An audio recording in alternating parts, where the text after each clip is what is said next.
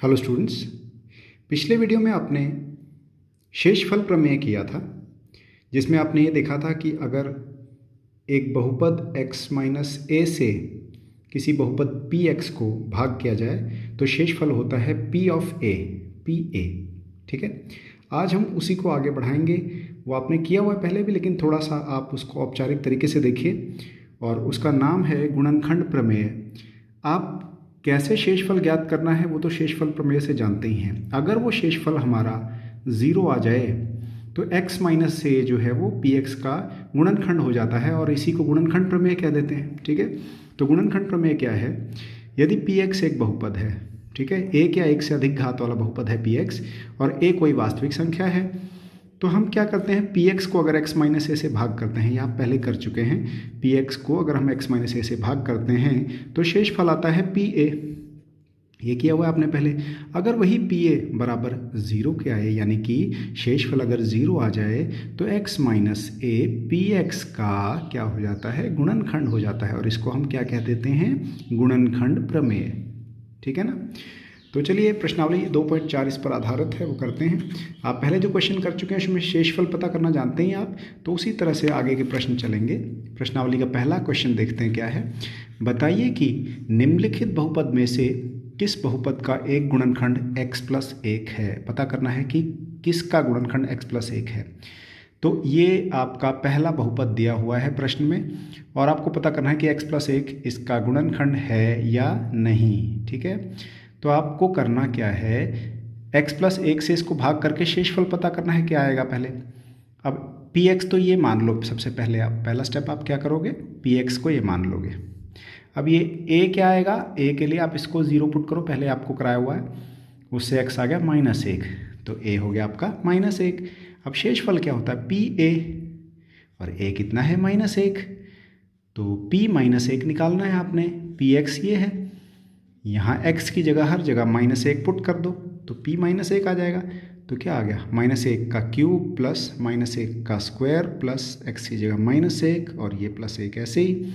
-1 का जब घन करते हैं, क्यूब करते हैं, तो -1 आ जाता है, क्योंकि 3 बार -1 गुणा होगा, -1 गुणा -1 गुणा -1, तो क्या आएगा, -1 आएगा। -1 का वर्ग किसी भी ऋणात्मक संख्या का वर्ग करें तो प्लस में ही आ जाता है। -1 गुणा -1 1 आ गया, ये -1 है, ये +1 है, तो ये क्या हुआ, ये देखिए -1 ये +1 ये आपस में कैंसिल हो जाते हैं, ये आपस में, और शेषफल हमारा ज़ीरो आ जाता है। जब भी शेषफल ज़ीरो आए तो गुणनखंड प्रमेय से हम क्या कह सकते हैं कि x प्लस 1 px का, यानी कि इस बहुपद का गुणनखंड है। ठीक है, अगर शेषफल ज़ीरो आए तो, ना आए तो नहीं है। ठीक है, अगला px क्या दे रखा है वो देखिए, ये दे रखा है, तो इसको आपने px मान लिया। x प्लस 1 से ही भाग करना है हर एक में, तो a हर एक में -1 ही रहेगा। तो शेषफल क्या हुआ, p -1। शेषफल क्या हुआ, p -1, क्योंकि a -1 है, तो x की जगह जहाँ जहाँ आपको x दिख रहा है वहाँ आप -1 पुट करते चलें, तो क्या हो जाता है, -1 की घात 4 प्लस -1 की घात 3 प्लस -1 की घात 2, x की जगह -1 और ये +1 ऐसे ही। ठीक है, तो -1 की घात 4 यानी कि 4 बार गुणा होगा तो +1 हो जाएगा, 3 बार होता है तो -1 हो जाता है, 2 बार होता है तो +1 होता है। ये सारा आप जब लिखेंगे तो ये इस तरह से बनेगा। यहाँ पे आप देखिए, ये तो कट गया आपस में, ये कट गया आपस में, लेकिन एक बचा, तो ज़ीरो तो नहीं आया शेषफल। शेषफल ज़ीरो नहीं है, तो इसका मतलब x प्लस 1 जो है वो इस px का गुणनखंड नहीं है। ठीक है, बहुत आसान है, शेषफल पता करते जा रहे हैं। अगर ज़ीरो आ रहा शेषफल तो गुणनखंड है, अगर ज़ीरो नहीं आ रहा तो गुणनखंड नहीं है। ठीक है, अगला बहुपद देख लेते हैं क्या दिया है, px ये दिया हुआ है आपको, x को आपने px मान लिया, a आपका -1 है ही है, जहाँ जहाँ x है हर जगह -1 पुट कर दिया आपने। ठीक है, तो -1 का घन किया तो -1 आया, तो 3 गुणा -1, -1 का वर्ग किया तो 1 आया, तो 3 गुणा 1, ये -1 और +1 ऐसे लिख दिया। 3 को -1 से गुणा किया तो -3 आ गया, 3 को 1 से किया तो 3 आ गया। यहाँ पे देखते हैं, ये -3 + 3 के साथ कट जाता है, ये -1 + 1 के साथ कट जाता है, बचता क्या है, 1। ज़ीरो तो नहीं आया शेषफल, तो आप क्या कह सकते हैं कि x प्लस 1 इस बहुपद का गुणनखंड नहीं है। ठीक है, आसान था ना। चलिए, आखिरी भाग है शायद ये इसका, ये देख लेते हैं। तो इसमें भी आपको जो बहुपद दिया है वो ये है और भाग x+1 से ही करके देखना है कि वो गुणनखंड है या नहीं इसका। तो शेषफल पता करेंगे a-1 ही है। जहाँ जहाँ x आपको दिखाई दे रहा है उसकी जगह हम -1 पुट करते चलेंगे। तो p-1 निकाला हमने जो कि शेषफल भी होगा। तो x की जगह -1 पुट किया तो -1 का घन, फिर माइनस का चिन्ह ऐसे ही, फिर x की जगह -1 का वर्ग, फिर ये माइनस चिन्ह ऐसे लिख दिया, 2 + वर्गमूल 2 गुणा x है तो ये ब्रैकेट में माइनस है, क्योंकि नेगेटिव था माइनस वाला था इसलिए ब्रैकेट में लिख दिया। ये इसका अर्थ होता है गुणा हो रहे हैं दोनों आपस में जो ब्रैकेट के अंदर हैं ये और ये, और प्लस वर्गमूल 2 ऐसे लिख लिया। अब आगे स्टेप आपने ध्यान से देखना है। -1 का क्यूब किया, घन किया तो -1 ही होता है, अभी आपने पढ़ा था। ये माइनस का चिन्ह ऐसे ही लिख दिया हमने। फिर -1 का वर्ग किया तो +1 होता है, ये लिख दिया हमने। अब ये देखिए माइनस है, 1 है, ये माइनस बाहर है, ये -1 और ये जो माइनस का बाहर है ये आपस में प्लस बना देंगे। तो क्या बच जाएगा, प्लस का 2 + वर्गमूल 2, ये जो माइनस और ये माइनस है ना गुणा में, तो ये प्लस हो जाएंगे ना। तो 2 + वर्गमूल 2 हो गया और ये प्लस वर्गमूल 2 आखिरी का ऐसे लिख दिया।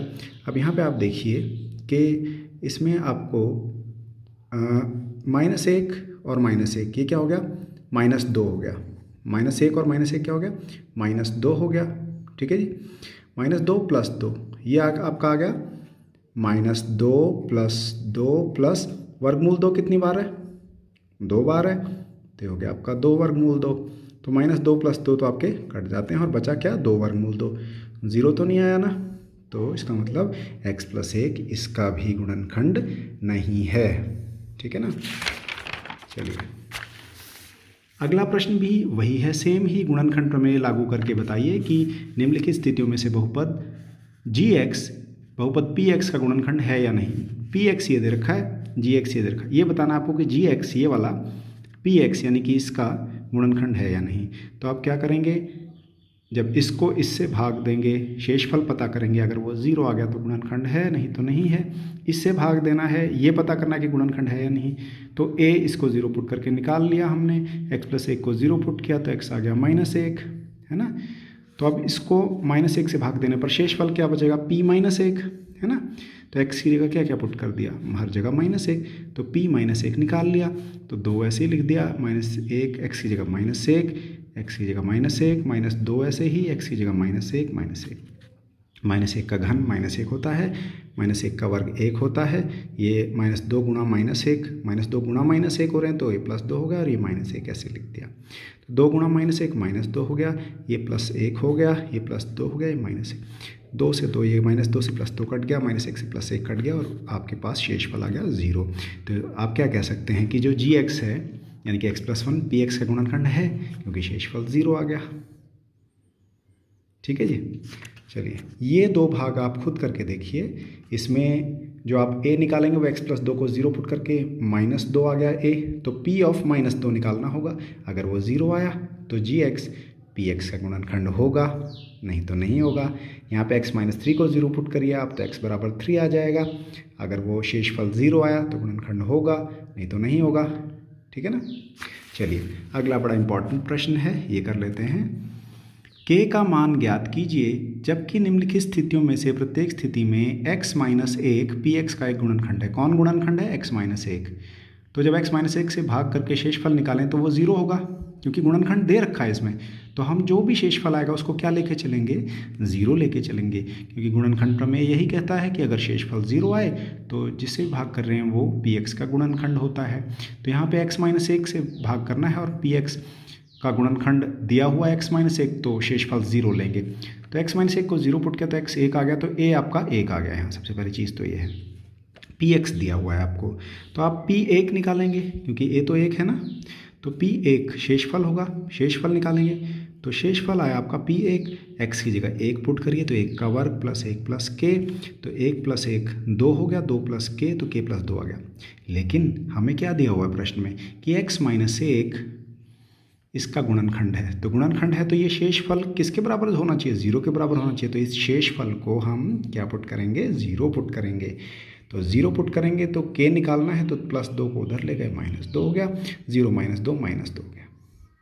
समझ में आ गया आपको, क्योंकि यहाँ पे x-1 px का गुणनखंड दिया हुआ है। गुणनखंड दिया हुआ है इसका मतलब शेषफल 0 आना चाहिए। तो शेषफल हमने p1 कैसे आया, x-1 को 0 पुट किया तो a 1 आ गया, तो x की जगह 1 पुट करके शेषफल निकाल लिया।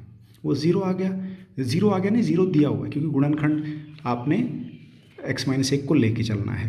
तो शेषफल बराबर ज़ीरो पुट करना है, जो भी शेषफल आएगा बराबर ज़ीरो पुट करना है।